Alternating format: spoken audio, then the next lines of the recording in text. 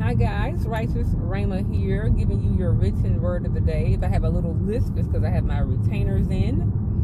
But I'm going to tell you all something really quickly about the weight, W-A-I-T, and what I learned about the weight when I went to an amusement park, Universal Studios in Florida with my family. And me and my big sister, we got on this ride called the Hulk. And I am actually terrified of roller coasters, but I decided to go on this one. I decided to face my fears. And so, well, we were in line. I think the line may have been like a 45-minute wait to say it. But there was a second line called the volunteer line. And that line, it was moving a lot slower than the line that we were in. We were in just a regular people line. I think they called the slower line the volunteer line. And it was called the volunteer line because there were only... You couldn't, for every 24 of us that got on the regular line, only 4 of them would get on from the volunteer line. And that was because they wanted to be in the front of the roller coaster. The people who got in the volunteer line, they were saying that we volunteered to be in the front of the roller coaster because it was the scariest, but it was also the most thrilling experience. It would give you the best experience. And so this one lady, you know, she pulled aside one of the attendees and she said, it's not fair. Their line is going so much faster than ours. And the roller coaster attendant said, well, that's because you're in the volunteer line. And there's only 4 seats for the volunteer line. There's 24 for their line. And so every time 24 of us would go up, 4 of them would go up. 24 of us would go up, 4 of them would go up. There was 28 seats on this ride. It was 4 seats per 7 rows. And it showed me something, well, God showed me something about the weight. And I was thinking about somebody I heard earlier talking about marital experience. And she was saying that many people have a very poor marital experience. They have very dissatisfied marriages.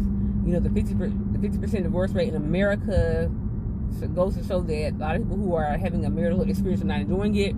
I have seen many divorce papers, and most of them, they cite irreconcilable differences. It's rarely ever like drugs or abuse or anything. It's really, when I've seen it, I would say irreconcilable differences for the most part. And so what that says to me is that you can rush into something and you want to get in the seat the quickest. You just want a man, you just want a seat, you just want a wife, you just want a woman, you just want to be able to show your ring on Facebook, you want to be able to say, I got a husband, oh, that's my husband. But sometimes, you all, it's more important to wait for the best marital experience. And we're only going to be on earth for a few decades. And don't you want those few decades to be full of joy and peace and happiness as much as possible?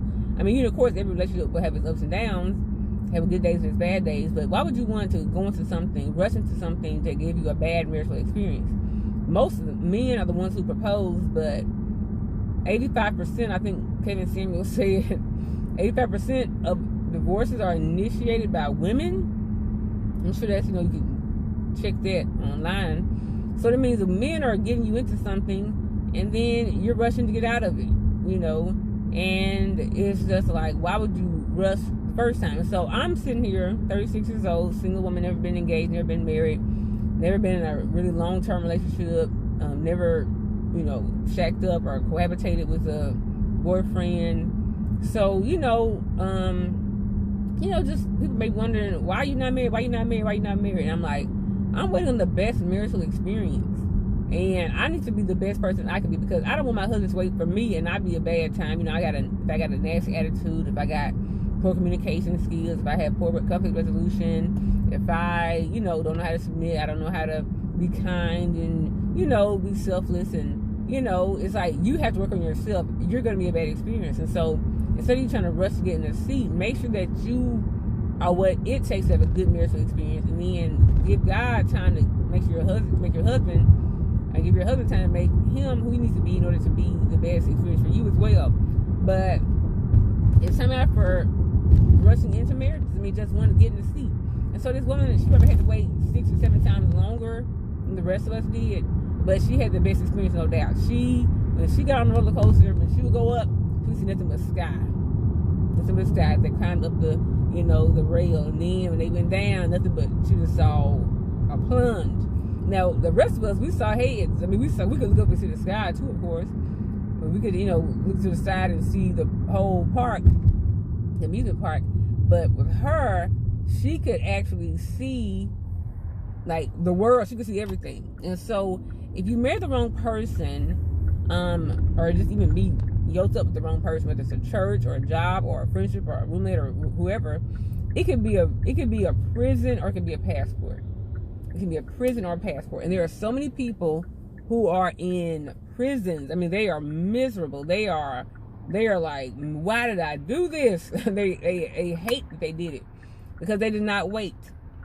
They did not prepare. So my biggest concern is not being just getting a man. I don't just want a man. I don't want to be divorced. I don't want to be divorced in a few years because I'm miserable. And then some people that didn't divorce, they're miserable too. They just haven't divorced yet, or they just don't believe in divorce, or they don't have the money or the means to divorce, or they don't feel anything better coming their way. And so I just wanted to wait on the Lord. 36 years is a long time to wait. Like I said, it wasn't like nobody proposed to me or nothing, so it wasn't like I just, you know, had 10 proposals and I turned them all down or whatever. But I have had, you know, relationships, of course. But yeah, so guys, just wait. If you're in the wait, it's because God wants to give you the best marital experience. God wants you to have the best ride ever. I'm telling y'all think we live forever. We only live like I'm 36 years old. I might live another 50, at the most 60 years, probably, hopefully, you know, another 70 years. But we're either gonna live 70 more years, 60, 50, 40, 30, 20, 10, 5, 2. You might not even make it out to year 22. You may not make it to year 2022. That you're not promised. And so why would you want to be miserable those few years you got left? You can just be happy and you can create a beautiful family lineage and heritage and ancestry for your future. Why would you want to, you know, rush to marry an alcoholic and your kids have to grow up with those wounds forever, and then, you know, their grandkids go over those wounds from their mother being hurt and harmed? And it's best just to marry somebody who's ready, who's prepared. They may be right now going through therapy. They may be going through some recovery. They may be going through rehab even. They may be working on who they are as a person. But when they're ready and when you're ready, it'll be a great marital experience. So your wait is a little longer because you're going to have the best experience. Do not let anybody have you rushing. We're going to have great marriages because we didn't rush to get married in our teens. And if you marry in your teens and y'all grow together, that's perfect. That's great. 20, same thing. But when you marry at my age, it's like, you know who you are as a person. They know who they are as a person. They know you ain't going. You know they ain't going. And you ain't finna yoke up unless you know. Now, you know, I ain't finna do too much changing that at this point. They know the same thing. And so you pretty much just take them the way they are. And I think, you know, it'll do better when you're older because you're not changing. Like, you're not constantly changing. You know, you may marry somebody 18 years old. They may go to med school. You may want to be a drug dealer. And y'all go apart. Or, you know, they may turn out to be a homebody. You may be a, you know, a person who have fun and travel the world. And it may not work out. But when you already know who you are, like I have 36 years enough to know who I am. And the person, he may be 36, he may be 40, maybe 50, who knows, whoever God says for me to marry. But he'll know who he is and I know who I am. And so when we come together, growing apart, it'll just be, we agree, let's keep going. So thank you guys for watching. Please be encouraged. My single people in their late 30s, please be encouraged. Please share and subscribe to Righteous Rhema. Bye-bye.